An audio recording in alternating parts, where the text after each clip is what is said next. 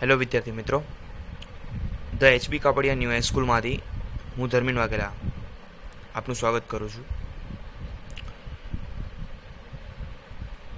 વિદ્યાર્થી મિત્રો,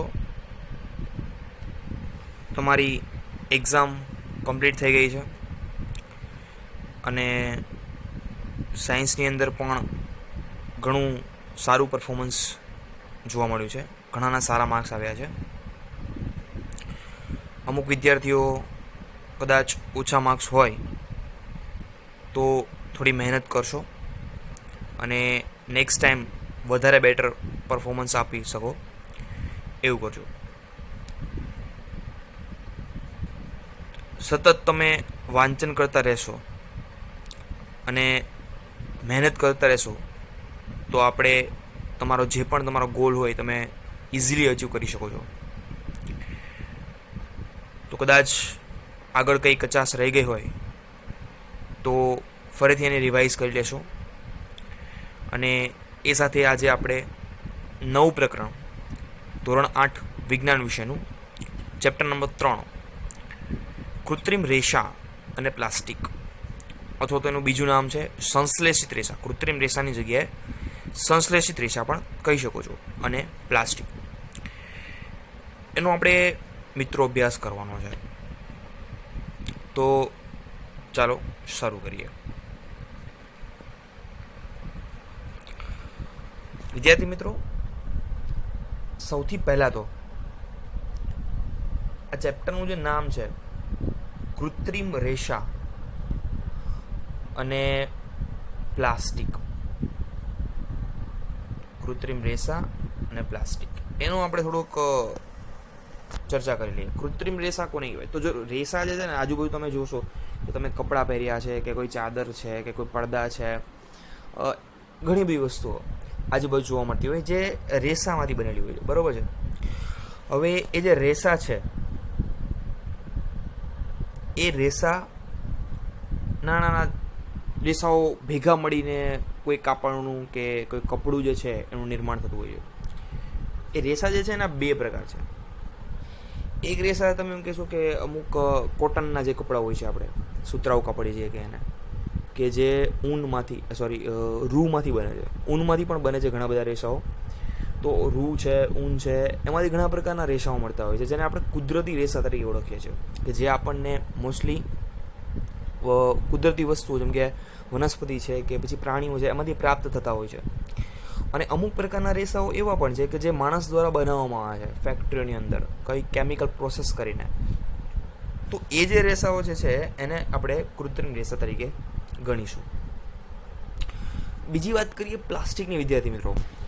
તો પ્લાસ્ટિક શું છે એ મારે તમને કોઈને કહેવાની જરૂર તો છે નહીં, કેમ કે પ્લાસ્ટિકથી તમે બધા જાણીતા જ છો કે પ્લાસ્ટિક શું છે. આપણે આજના સમયમાં સૌથી વધારે યુઝ કરતા હોય એવી વસ્તુ છે પ્લાસ્ટિક.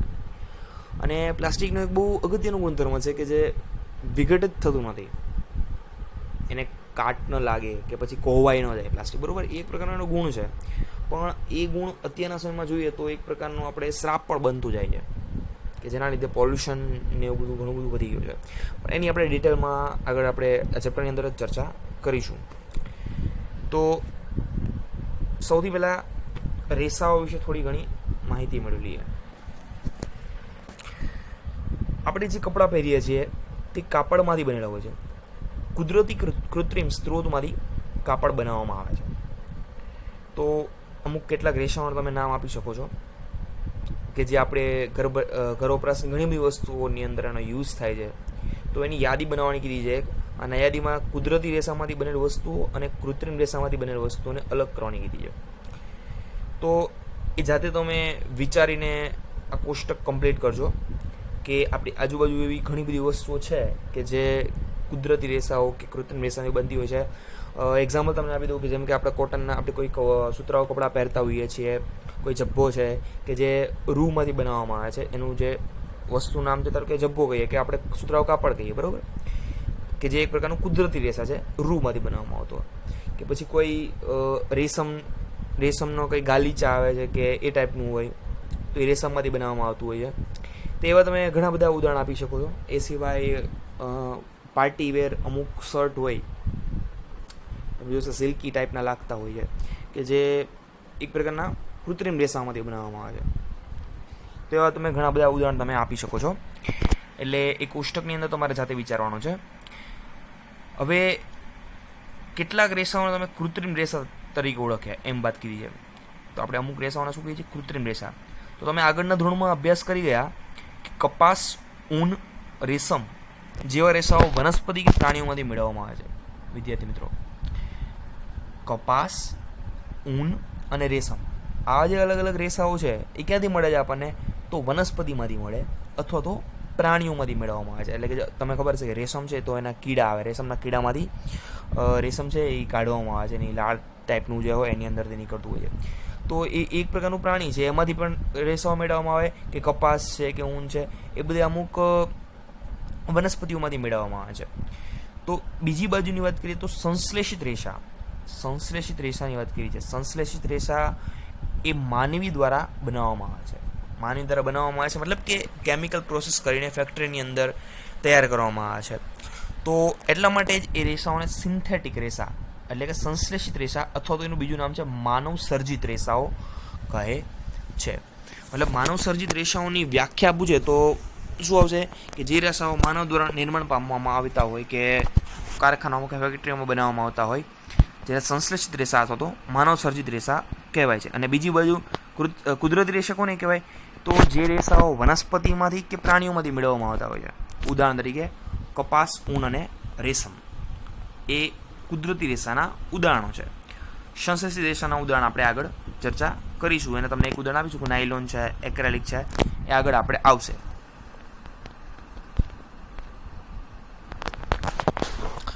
હવે વિદ્યાર્થી મિત્રો એ વાત કરી છે કે સંશ્લેષિત રેસા એકચ્યુઅલમાં છે શું?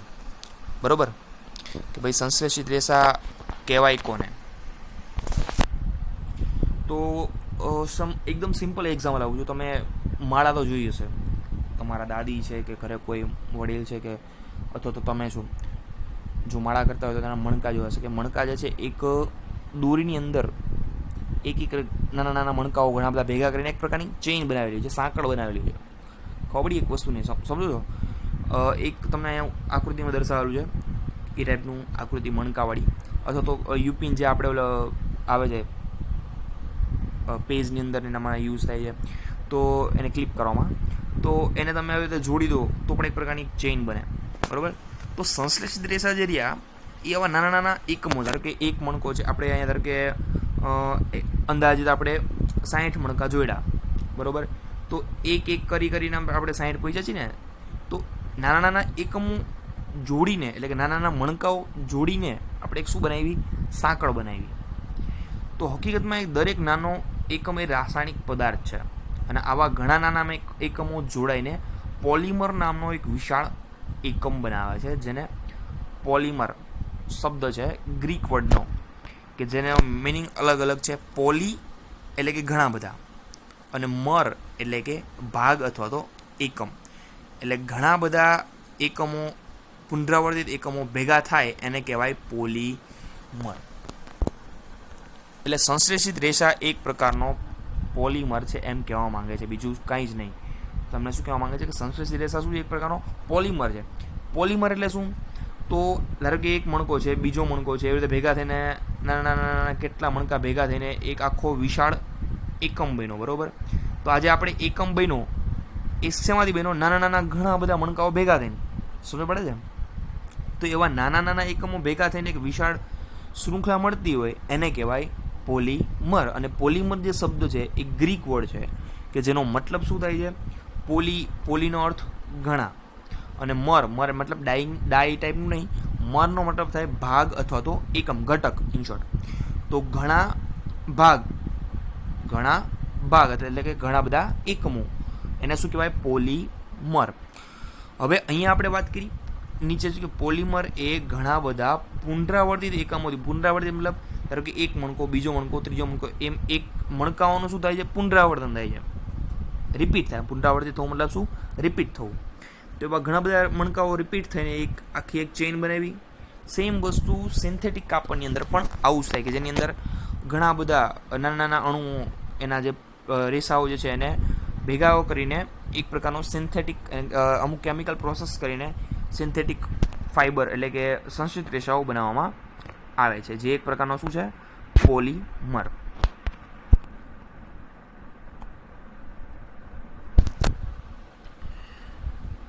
હવે પોલીમર કુદરતમાં પણ જોવા મળે છે આપણને.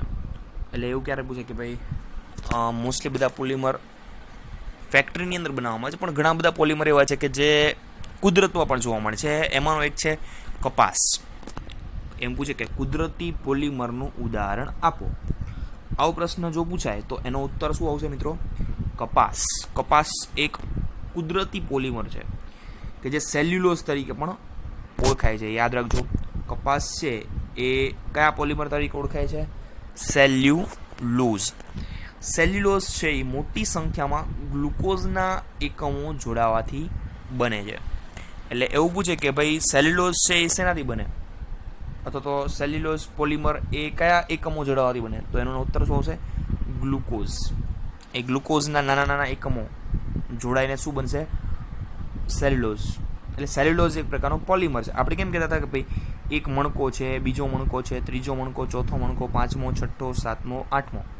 તો આ બધા અલગ અલગ મણકા થયા, બરાબર. હવે એ મણકાને આપણે એક દોરીમાં જોડી દીધા અને શું બની ગઈ? માળા બની ગઈ. તો માળા જે છે એ એક પ્રકારનો શું થયો? સેલ્યુલોઝ. અને મણકા જે છે એ એક શું થયો? ગ્લુકોઝ. એટલે મણકા એટલે નાના નાના એકમો, એક અહીંયા ગ્લુકોઝ છે એની જગ્યાએ, અને એ બધા ઘણા બધા એકમો ભેગા થયા અને શું બની? માળા બની. તો માળાની જગ્યાએ અહીંયા શું બને છે? સેલ્યુલોઝ બને છે. સિમ્પલ વસ્તુ છે, બહુ વધારે પડતું ચર્ચા કર, મતલબ કે તમારે વિચારવાની જરૂર નથી. સિમ્પલ યાદ રાખશો તો ઇઝીલી યાદ રહેશે. હવે એના પ્રકાર વિશે વાત કરીએ. અત્યાર સુધી આપણે જોયું કે ભાઈ કુદરતી રેસા કોને કહેવાય અને સંશ્લેષિત રેસા કોને કહેવાય. હવે સંશ્લેષિત રેસાઓના પ્રકારની વાત કરવાની છે. તો 3 પ્રકારની આપણે આ ચેપ્ટરમાં ચર્ચા કરવાની છે. પહેલું છે રેયોન. પહેલો પ્રકાર કયો છે? રેયોન. ખાસ યાદ રાખજો મિત્રો, એક્ઝામની અંદર આખો પ્રકાર આપણને પૂછી શકે કે ભાઈ સંશ્લેષિત રેસાના પ્રકાર જણાવી, કોઈ એક વિશે કે કોઈ બે વિશે માહિતી આપો. તો આપણે આખા એના પ્રકાર વિશે યાદ રાખવાનું છે કે એ કઈ રીતે બનાવવામાં આવ્યું, કે અથવા તો એના ગુણધર્મ શું છે, કેવા પ્રકારનું હોય, અથવા ક્યાંય યુઝ થાય છે, એવું બધું આપણે એની અંદર યાદ રાખવાનું છે. હવે આગળના ધોરણ 7માં તમે અભ્યાસ કર્યું કે રેશમના કીડામાંથી રેશમના રેસાઓ મેળવવાની શોધ ચીનમાં થઈ હતી, અને એ માહિતી લાંબા સમય સુધી ગુપ્ત રાખવામાં આવી. એટલે ચીન તમને ખબર જ છે કેવું છે, એ પોતાના સ્વાર્થ માટે ઘણું બધું કરે છે. મતલબ કે પોતાની કંઈક ઇન્વેન્ટ કરેલું હોય એણે, તો બીજાને સુધી પહોંચાડવાનો એનો ઇન્ટેન્શન ઓછું હોય, એ પોતાનો ફાયદો જોતું હોય. એટલે જે રેશમી કપડાં જે છે, મોસ્ટલી ઘણા વર્ષો પહેલાંની વાત છે, સદીઓ પહેલાંની, એ રેશમ જે છે એ ચીનમાં બનાવવામાં આવતું. એના લોકોને રેશમ કઈ રીતે બને છે એની ખબર હતી. એની એક પ્રકારની તમે કળા કહી શકો, ગુપ્ત કળા. અને મતલબ બીજા કન્ટ્રીના લોકોને નહોતી ખબર કે ભાઈ રેશમના કીડા હોય એને ઉછેરવામાં આવે અને એમાંથી આ રીતનું રેશમ બનતું હોય. તો ત્યાંના લોકો છે ને ચીનના, એ આવા વસ્ત્રો બનાવીને બહુ ઊંચી કિંમતે વેચતા અને પૈસા કમાતા. એટલે એ પોતાની એક પ્રકારની આવડત બીજાને ખબર ન પડે એનું બહુ ધ્યાન રાખતા, ગુપ્ત રાખતા કળા. એ વસ્તુ અલગ છે કે પછી ધીરે ધીરે બધાને ખબર પડવા માંડી.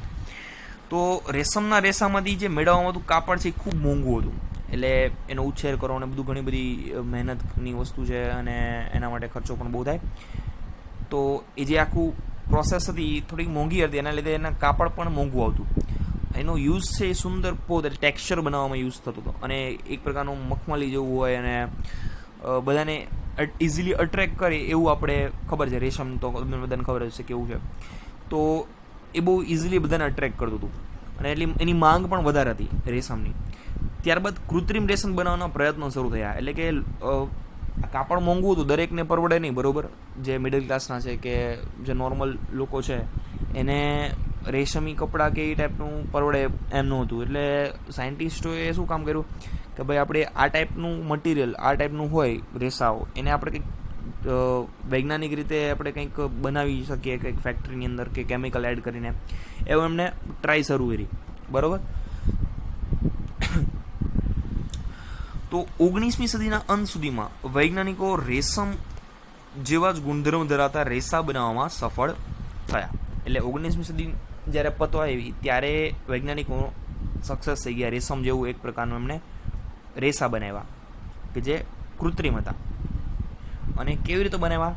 તો લાકડાના માવા પર રાસાયણિક પ્રક્રિયા કરીને.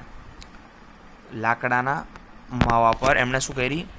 રાસાયણિક પ્રક્રિયા કરી અને એમાંથી રેસા બનાવ્યા. કોના જેવા બનાવ્યા? રેશમ જેવા. અને એ રેસાઓ જે છે એને નામ આપ્યું રેયોન અથવા તો કૃત્રિમ રેશમ. ખાસ યાદ રાખજો મિત્રો, રેયોન અથવા એનું બીજું નામ શું છે? કૃત્રિમ રેશમ. અને એવું એક્ઝામમાં પૂછાય કે ભાઈ રેયોન અથવા કૃત્રિમ રેશમ એ કઈ રીતે બને છે? તો લાકડાના માવા પર રાસાયણિક પ્રક્રિયા કરીને.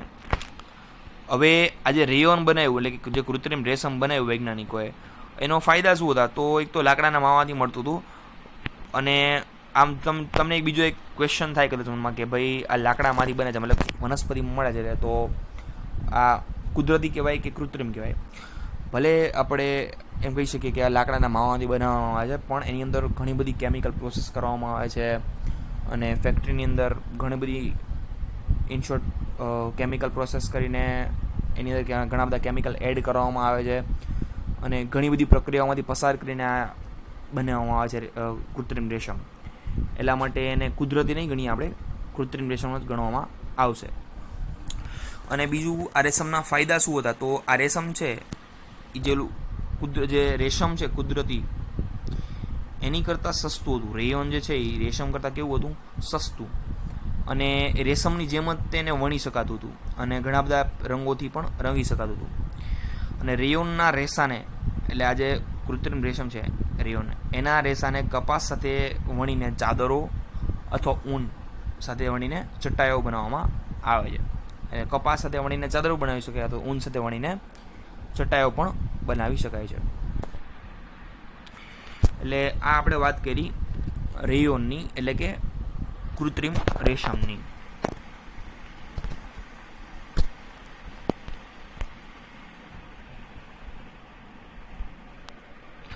હવે બીજી આપણે ચર્ચા કરીશું નાયલોનની. તો નાયલોન એક માનવ સર્જિત રેસા છે, એટલે કે કૃત્રિમ રેસા છે. કોઈ પણ પ્રકારના કુદરતી કાચા માલ, વનસ્પતિજન્ય હોય કે પ્રાણીજન્ય, એના ઉપયોગ વગર એને ઈસવીસન 1931માં બનાવવામાં આવ્યું હતું. અને એ કોલસા, પાણી અને હવાથી બનાવવામાં આવેલું છે. તો સૌપ્રથમ સંપૂર્ણ સંશ્લેષિત રેસા હતા. એટલે સૌપ્રથમ સંપૂર્ણ સંશ્લેષિત રેસાઓ કયા હતા? તો એના નામમાં આવશે નાયલોન. નાયલોન એક એવો રેસો છે કે જે 100% આર્ટિફિશિયલ, મતલબ કે સિન્થેટિક છે, કૃત્રિમ છે, એમ માણસ દ્વારા બનાવ્યો. એના માટે કોઈ પ્રકારનો વનસ્પતિવાળો કે પ્રાણીજન્ય વસ્તુનો ઉપયોગ કર્યો નથી. એને કોલસા, પાણી અને હવામાંથી બનાવવામાં આવ્યું છે. એ પણ યાદ રાખજો. નાયલોન રેસાના ગુણધર્મોની વાત છે. આ બીજા ફકરાની અંદર એના ગુણધર્મ લખેલા છે કે ભાઈ નાયલોન રેસા કેવા છે? તો મજબૂત હોય, સ્થિતિસ્થાપક એટલે કે ફ્લેક્સિબલ હોય થોડા ઘણા, અને હળવા છે વજનમાં, ચમકદાર છે, સરળતાથી ધોઈ શકાય છે અને કાપડ બનાવવા માટે ખૂબ જ પ્રચલિત છે. અને આપણે નાયલોનમાંથી ઘણી બધી બનાવેલી વસ્તુનો યુઝ કરીએ છીએ. આ જે ત્રીજો પેરેગ્રાફ છે એની અંદર એના ઉદાહરણો લખ્યા છે કે ભાઈ આપણે કઈ કઈ જગ્યાએ નાયલોનમાંથી બનાવેલ વસ્તુનો યુઝ કરીએ છીએ. તો એક છે મોજાની અંદર, દોરડામાં, તંબુમાં, ટૂથબ્રશ, કારના સીટ બેલ્ટ, સ્લીપિંગ બેગ, પડદા, આ બધી જ વસ્તુની અંદર નાયલોનનો યુઝ થાય છે. અને નાયલોન એ પેરાશૂટ અને પર્વતારોહણ માટેના જે દોરડા જે હોય એ બનાવવામાં પણ યુઝ થાય છે. એટલે કે બહુ મજબૂત છે, સમજો છો વસ્તુ. નાયલોન એક તો વજનમાં હલકું હોય અને બહુ મજબૂત હોય, એટલે એનો યુઝ જે પર્વતારોહકો જે હોય, પર્વતારોહણ જે કરતા, પર્વતા ચડતા હોય, તમે જોયું હાથ એમના દોરી જેવું હોય એમની પાસે. એકચ્યુઅલમાં દોરી સાદી દોરી નથી હોતી, નાયલોનની હોય છે કે જે ઇઝીલી તૂટે નહીં, ઇન શોર્ટ. અને પેરાશૂટની અંદર ને પણ આ ટાઈપના રેસા જે છે એનો યુઝ થાય છે. અને બીજું તમને એક નીચે વાત કરી છે કે શું નાયલોન રેસા ખરેખર એટલા મજબૂત હોય છે કે તેમાંથી આપણે પેરાશૂટ અને પર્વતારોહણ માટેના દોરડા બનાવી શકીએ? તો એ વાત સાચી છે. એ ઘણા બધા મજબૂત હોય છે અને એનો યુઝ પણ આવી બધી વસ્તુઓમાં થાય છે.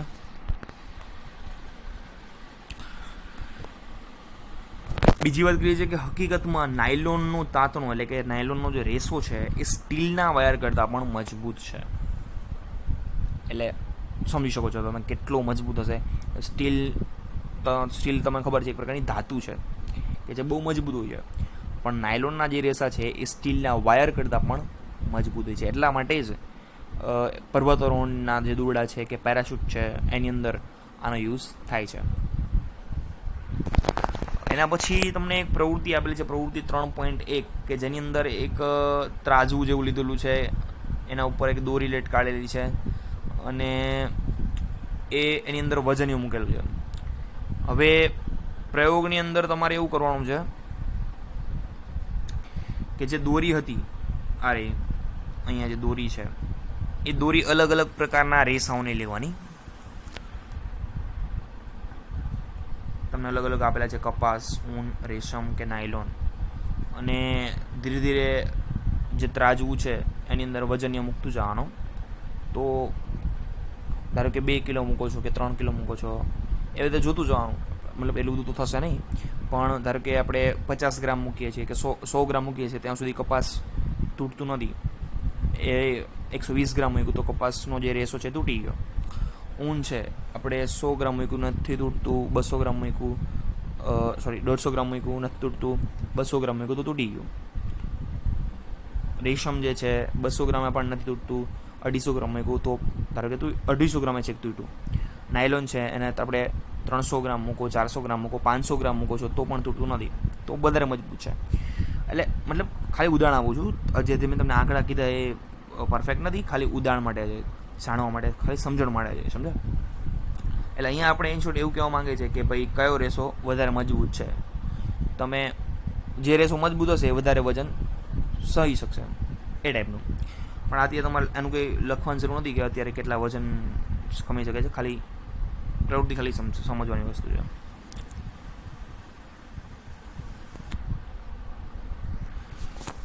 હવે થર્ડ વન, જે સંશ્લેષિત વિસ્તારનો ત્રીજો પ્રકાર છે, પોલિએસ્ટર અને એક્રેલિક.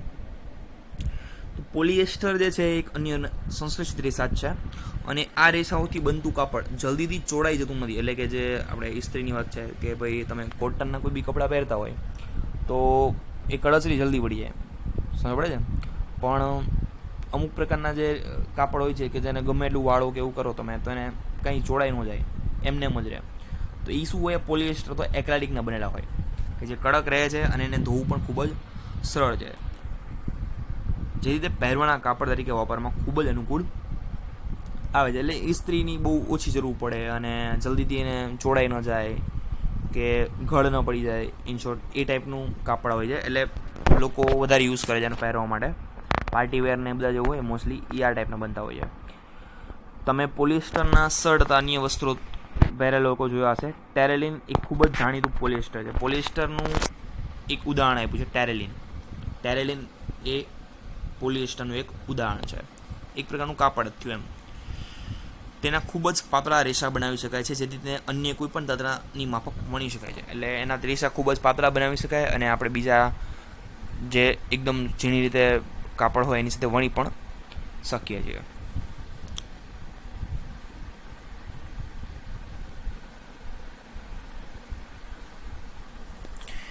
મારી મમ્મી હંમેશા ખાંડ તથા ચોખાને ભરવા માટે પીઈટીની બાટલીઓ અથવા પીઈટીની બરણીઓ વાપરે છે. મને થાય છે કે પીઈટી છે શું? પીઈટી એનું પહેલાં તો પૂરું નામ યાદ રાખો, પોલીઇથિલિન ટેરાફ્લેટ. પોલીઇથિલિન ટેરાફ્લેટ એક પ્રકારનું પોલિએસ્ટર છે કે જે ખૂબ જ જાણીતું છે, અને એનો યુઝ બાટલીની અંદર, વાસણોમાં કે પાતળી ફિલ્મ જે હોય, અમુક ફિલ્મ રોલ જોયો હશે તમારા જૂના કેમેરા હોય એની અંદર, વાયર હોય કે બીજી ઘણી બધી વસ્તુની અંદર યુઝ થાય છે, કે જે એક પ્રકારનું પોલિએસ્ટર છે. હવે મિત્રો એ વર્ડને આપણે પકડીએ પોલિએસ્ટર અને આપણે કટ કરીએ, મતલબ ધારો કે સંધિ છૂટી પડે ને એ ટાઈપનું, પોલી વત્તા એસ્ટર. એ હકીકતમાં એસ્ટર નામના રસાયણનું પુનરાવર્તનથી બને છે.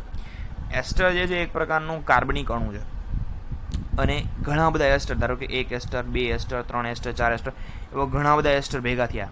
તો તમને ખબર છે ઘણી બધી વસ્તુઓ ભેગી થાય, ઘણા બધા એકમો ભેગા થાય અને જે બનતું હતું એને શું કહેતા હતા આપણે? પોલિમર કહેતા હતા, બરાબર. તો પોલી અને અહીંયા એસ્ટર ભેગા થયા એટલે પોલી એસ્ટર, એ રીતે શબ્દ આવ્યો છે, સમજ્યા? અને એસ્ટર એક એવું રસાયણ છે જે ફળોને તેની સુગંધ આવે છે.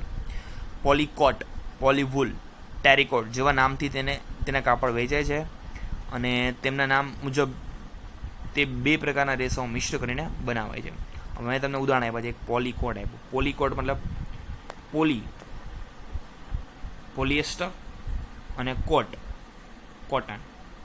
પોલીકોટ 2 અલગ અલગ રેસાઓના મિશ્રણથી બને, પોલિએસ્ટર અને કોટન. એ જ રીતે પોલીવુલ જે છે એ પોલિએસ્ટર અને વૂલ મતલબ ઊન એના મિશ્રણથી બને છે. એટલે આ ફકરો પણ આઈએમપી છે, એ યાદ રાખજો. અને એક આનું પૂરું નામ પીઈટીનું પોલીઇથિલિન ટેરાથ્લેટ, એ પણ યાદ રાખજો.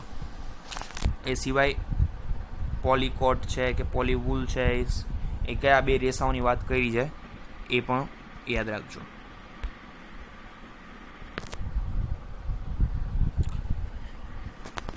હવે આપણે શિયાળામાં સ્વેટર તથા શાલ કે ધાબળાનો ઉપયોગ કરીએ છીએ. આમાંના ઘણા બધા જો કે કુદરતી રેસા જેવા જ દેખાતા હોવા છતાં હકીકતમાં કુદરતી રેસામાંથી બનેલા હોતા નથી. તે બીજા એક પ્રકારના સંશ્લેષિત રેસામાંથી બનેલા છે, જેને આપણે એક્રેલિક તરીકે ઓળખીએ છીએ. એટલે ઘણી બધા સ્વેટર જે છે કે શાલ કે ધાબળા હોય એ દેખાવમાં આપણને કુદરતી જેવા લાગતા હોય, પણ એ હોતું નથી. એક બીજા પ્રકારનો રેસા છે જેને કહેવાય છે એક્રેલિક, એમાંથી બને છે.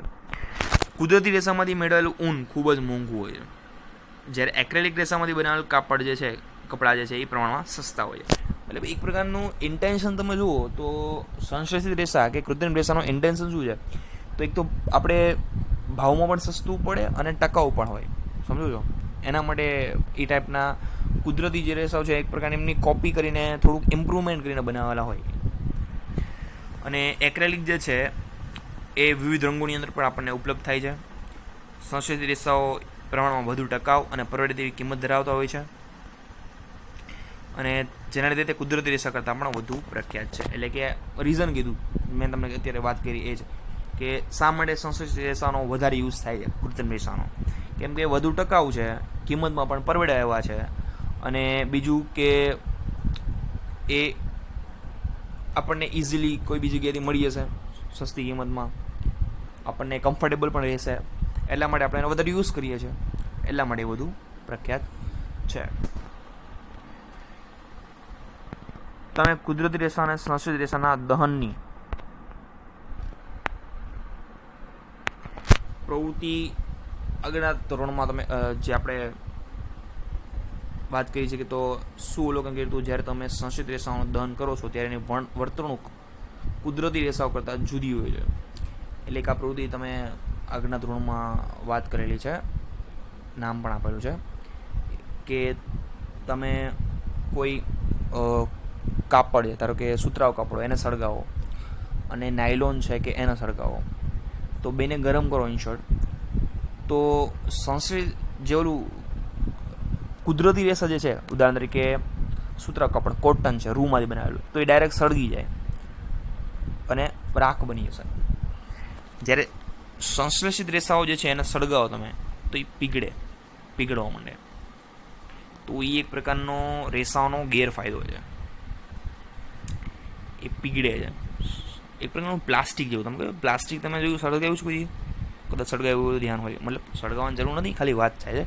અથવા ક્યાંક જોયું હોય પ્લાસ્ટિક સળગતા, કે પ્લાસ્ટિક તમે સળગાવો ને તો એમાંથી મતલબ કે પીગળતું હોય ને એમ ટીપા પડતા હોય એ ટાઈપનું દેખાય તમને. તો એનો ગેરફાયદો એ છે કે ધારો કે આપણે આ ટાઈપના કંઈક સંશ્લેષિત રેસાના કપડાં પહેરેલા હોય અને ક્યારેક આગ લાગે તો આપણા હાથ ઉપર કે ક્યારેક આગ લાગી જાય, તો એ જે કાપડ હોય એ ચોંટી જાય આપણા શરીર ઉપર, બીજા કાપડની જેમ સળગીને રાખ ન બની જાય. એના જે ગરમ ટીપાઓ આપણા ચામડી સાથે ચોંટી જશે, એટલે આપણને વધારે નુકસાન થાય. એટલા માટે લખેલું છે કે કાપડ સળગે ત્યારે પીગળીને પહેરનારના શરીર સાથે ચોંટી જાય છે. એટલા માટે રસોડામાં કે પ્રયોગશાળામાં કામ કરતી વખતે સિન્થેટિક કપડાં પહેરવા જોઈએ નહીં. એટલા માટે તમને ખબર હશે કે કદાચ તમારા કોઈ મોટા બ્રધર કે સિસ્ટર કે કોઈ કેમિકલ લેબ સાથે કે એના જોડે કંઈક કામ કરતા હોય તો એનું જોયું છે એપ્રોન પહેરવાનું. એટલે કોઈ બી લેબોરેટરી હોય સાયન્સની, મતલબ કેમિસ્ટ્રીની લેબોરેટરી છે ખાસ કરીને, તો ત્યાં એપ્રોન આપે એમને, એક પ્રકારનું કોટનમાંથી બનાવેલું હોય. કે મતલબ બીજા કોઈ સિન્થેટિક કપડાં પહેરવાથી ત્યાં આ ટાઈપની એક પ્રકારનું એક્સિડન્ટ થવાનો ભય રહી શકે છે. એ આગ લાગે તો આપણે ડાયરેક્ટ ચામડી સાથે ચોંટી જાય કપડું અને વધારે નુકસાન કરે. એટલા માટે પ્રયોગશાળામાં કે રસોડામાં સિન્થેટિક કપડાનો યુઝ કરવો જોઈએ નહીં. એટલા માટે જ સમજો કે મમ્મી જે છે એ ક્યારે પોલિએસ્ટરના કપડાં, જે સિલ્કી કાપડની હોય ને, એ કોઈ દિવસ રસોઈની અંદર પહેરાય નહીં.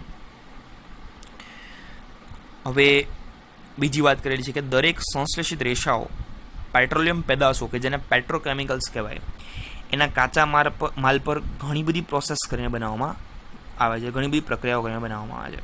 એટલે કે સંશ્લેષિત રેસાઓ જે છે એ કઈ રીતે બનાવવામાં આવે છે, તો પેટ્રોલિયમ પેદાશ કે જેને શું કહેવાય, પેટ્રોકેમિકલ્સ, એના ઉપર ઘણી બધી પ્રોસેસ કરીને સંશ્લેષિત રેસાઓ બનાવવામાં આવે છે. તો મિત્રો, આપણે અહીંયા સુધી વાત કરી સંશ્લેષિત રેસા એટલે શું અને એના પ્રકાર વિશે. હવે આગળના સેશનની અંદર આપણે એના ગુણધર્મો વિશે અભ્યાસ કરીશું. ત્યાં સુધી આનું રિવિઝન કરો અને લખીને તૈયાર કરશો. નેક્સ્ટ સેશન સુધી આવજો.